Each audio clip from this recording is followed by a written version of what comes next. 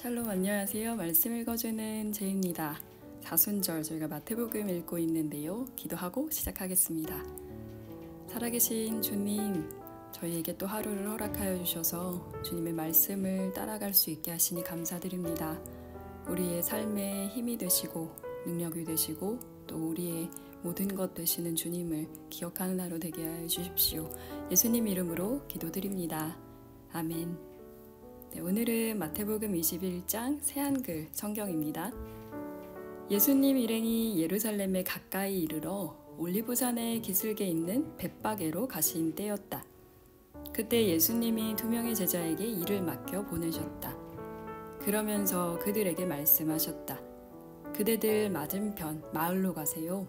그러면 곧바로 나귀 한 마리가 매여 있는 것과 그리고 어린 나귀 한 마리가 그 나귀와 함께 매여 있는 것이 눈에 띌 겁니다. 풀어서 내게로 데려오세요. 뭐라고 하는 사람이 있으면 이렇게 대답하세요. 주님께 그것들이 필요합니다. 그렇지만 곧바로 돌려보내실 겁니다. 이 일이 일어난 것은 예언자를 통해 하신 말씀을 이루려고 하신 것이었다. 이런 말씀이었다. 딸 시온에게 말해라. 보라, 너의 임금님이 너에게 오신다. 그분은 온유하여 나귀를 타고 계신다. 어린 나귀, 곧 멍에 매는 짐승의 새끼를. 제자들이 가서 예수님이 지시하신 대로 했다. 그들은 나귀와 어린 나귀를 데려와서 그 위에 겉옷을 펴서 얹어 놓았다. 그러자 예수님이 그 위에 올라 앉으셨다. 매우 큰 무리가 자기들의 겉옷을 벗어 길에 쭉 펼쳐 놓았다. 다른 사람들은 나뭇가지들을 꺾어다가 길에 쭉 펼쳐 놓았다. 앞서가는 무리들도 뒤따르는 무리들도 소리쳤다. 호산나 다윗의 자손께 찬양 받으시기를. 주님의 이름으로 오시는 분이 호산나 더없이 높은 곳에서.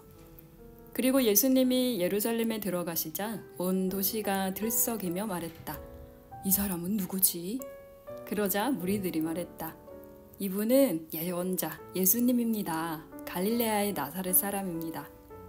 예수님이 성전으로 들어가셨다. 그러고는 성전에서 팔고 사는 사람들을 모두 내쫓으셨다. 돈 바꿔주는 사람들의 탁자와 비둘기 파는 사람들의 의자를 뒤집어 엎으셨다. 그러고는 말씀하신다. 성경에 이렇게 적혀 있소. 나의 집은 기도의 집이라 불릴 것이다. 그런데 바로 당신들이 이곳을 강도들 소굴로 만들어 놓고 있소. 예수님이 성전에 계실 때 시각장애인들과 지체장애인들이 예수님께 다가왔다.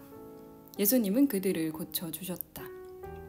예수님이 하신 놀라운 일들의 대제사장들과 율법학자들이 보았다.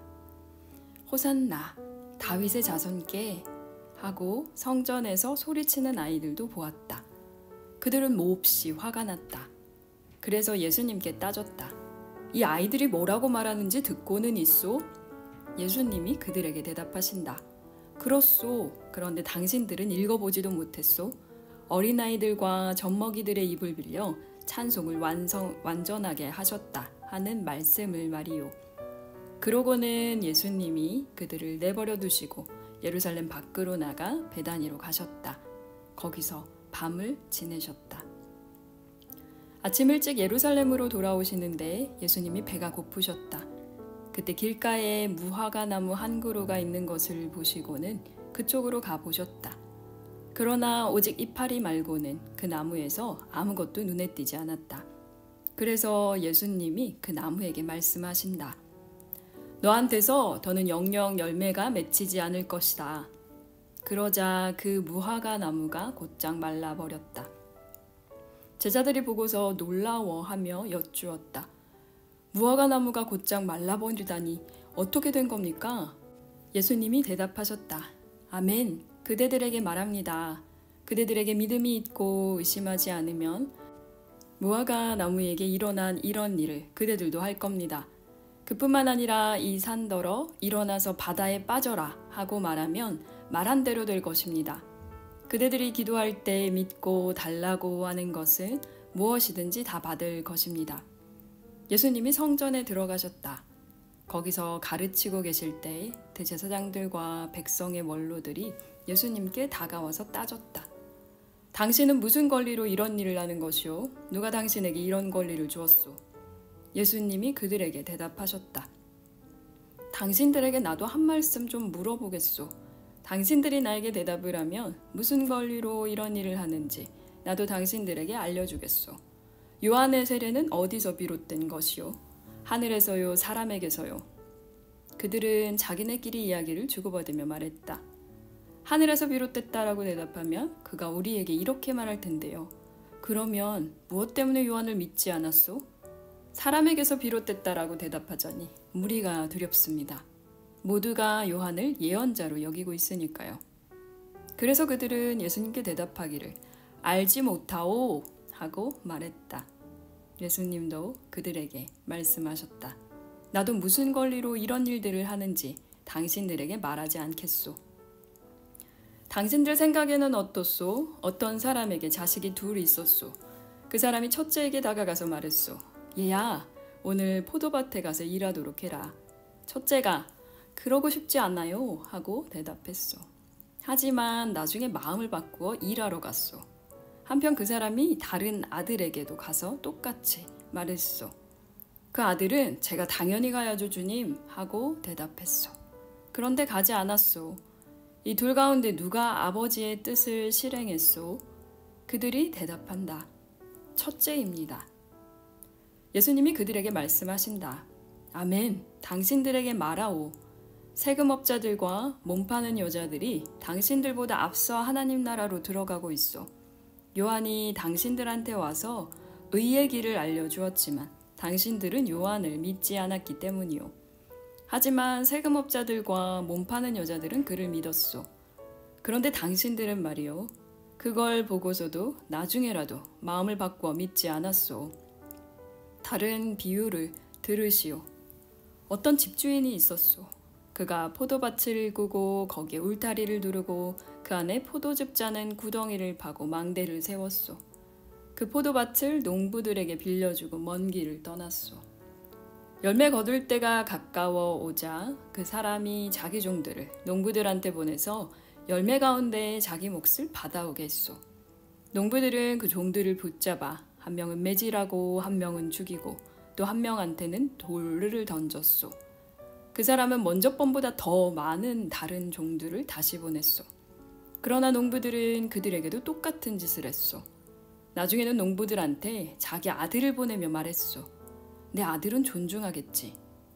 그러나 그 농부들은 그 아들을 보고서는 자기네끼리 말했소. 이 자는 상속자다. 자, 그를 죽여버리자. 그가 물려받을 유산을 우리가 차지하자. 그러고는 농부들이 그 아들을 붙잡아 포도밭 밖으로 내쫓아 죽여버렸소. 그러면 포도밭 주인이 가서 저 농부들을 어떻게 하겠소? 그들이 예수님께 대답한다.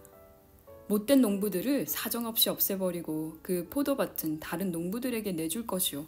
열매 거둘 때 포도밭 주인에게 그 몫을 건네줄 사람들에게 말이요. 예수님이 그들에게 말씀하신다. 당신들은 성경에서 이런 것을 읽어본 적이 한 번도 없소? 집 짓는 사람들이 내버린 돌, 바로 그 돌이 모퉁이의 머릿돌이 되었다. 주님에게서 비롯되었다. 이 일은 놀랍다. 우리 보기에는. 이 때문에 당신들에게 말하오. 하나님 나라를 당신들한테서 빼앗아서 열매 맺는 다른 민족에게 주실 것이요.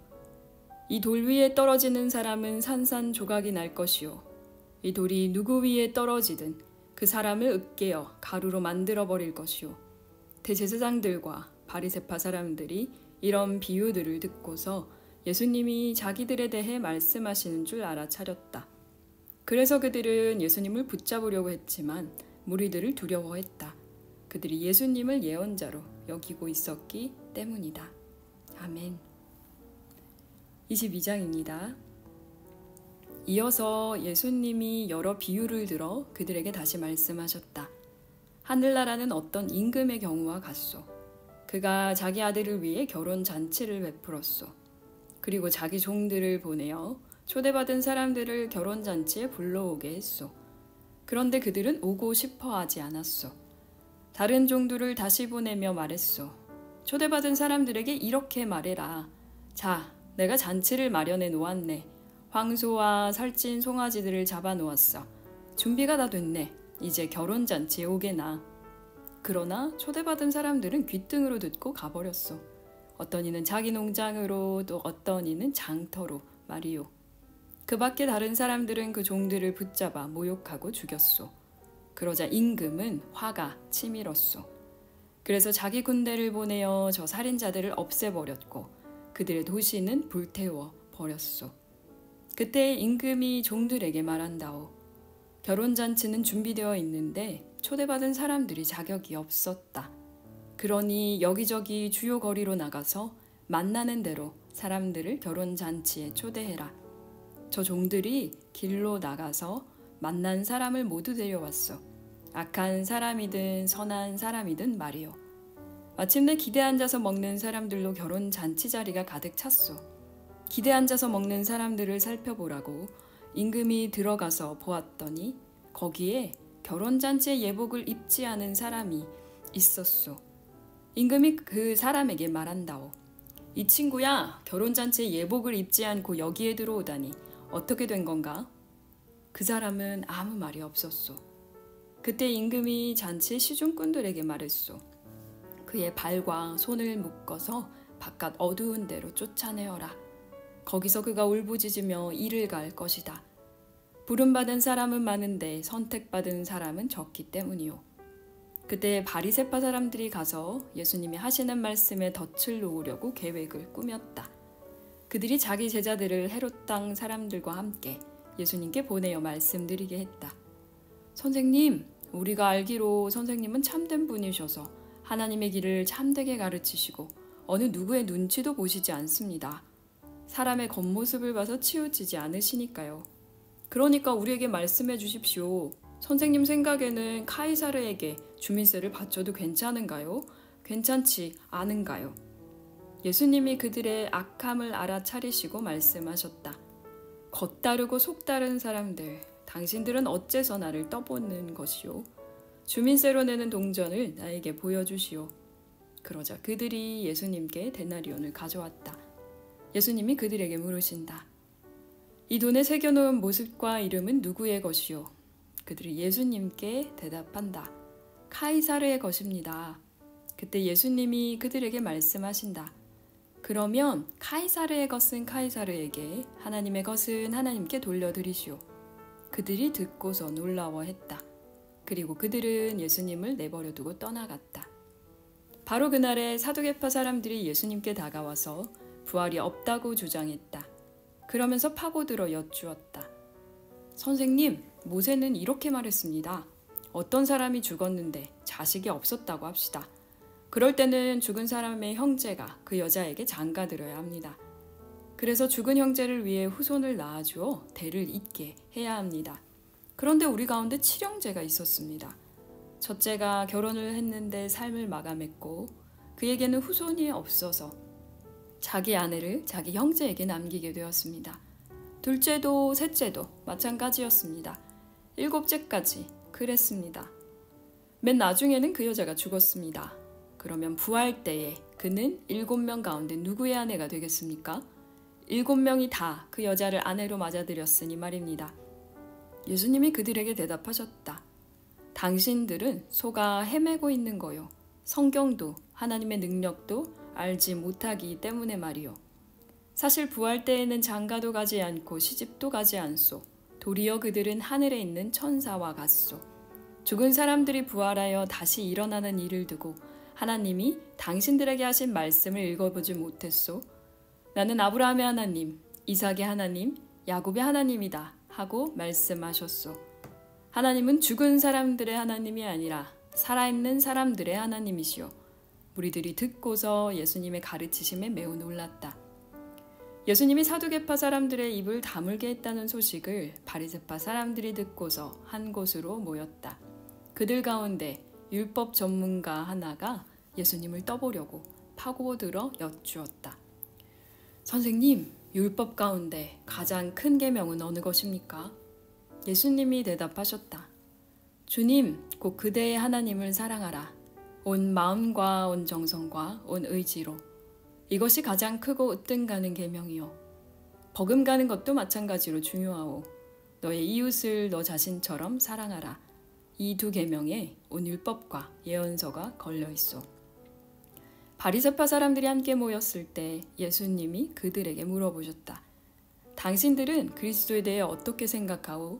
그분은 누구의 자손이요? 그들이 예수님께 대답한다. 다윗의 자손입니다. 예수님이 그들에게 말씀하신다. 그러면 다윗이 성령님을 힘입어 그분을 주님이라고 부르며 이렇게 말한 것은 어떻게 된 일이오? 주 하나님이 내 주님에게 말씀하셨다. 앉아 있어라 내 오른쪽에. 내가 그대의 원수들을 그대의 발 아래에 둘 때까지. 그러니 다윗이 그리스도를 주님이라고 부르고 있는데 어떻게 그리스도가 다윗의 자손이 될 수 있소? 예수님께 한마디라도 대답할 수 있는 사람은 아무도 없었다. 바로 그날부터 누구도 예수님께 더는 따지고들 엄두를 내지 못했다. 아멘. 네, 오늘은 22장, 23장 이 두 장인데도 상당히 길죠. 약간 그 비유 이야기와 그리고 또 예수님이 사이사이에 그 논쟁을 벌이시는 장면들이 들어있는 그 이야기인데요.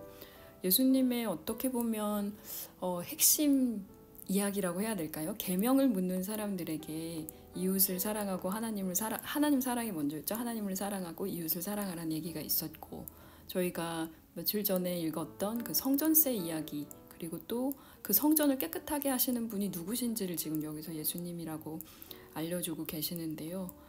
예수님의 권리를 두고 사람들이 실랑이 벌이는 장면에서 이도 저도 아니고 난 모른다라는 게 어떤 의미에서 굉장히 무책임한 표현이 될 수 있다는 생각을 좀 더 해보게 됩니다. 네, 내일은 다시 23장으로 돌아오게 되는데요. 건강하게 오늘 하루도 보내시기 바랍니다. 제가 기도하고 마치겠습니다. 살아계신 주님 감사합니다. 주님, 우리의 삶 가운데 수많은 억측과 때로는 주님과 또 논쟁을 벌이는 것처럼 우리가 모른다고 회피하고 있는 수많은 이야기들이 있습니다. 주님, 맞설 수 있는 마음과 때로는 고쳐야 하는 것들을 고칠 수 있는 용기를 더하여 주십시오.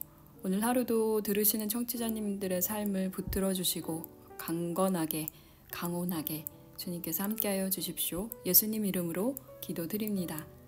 아멘. 네, 그러면 내일 다시 돌아오겠습니다. 지금까지 말씀 읽어주는 제이였습니다. 샬롬 하올람.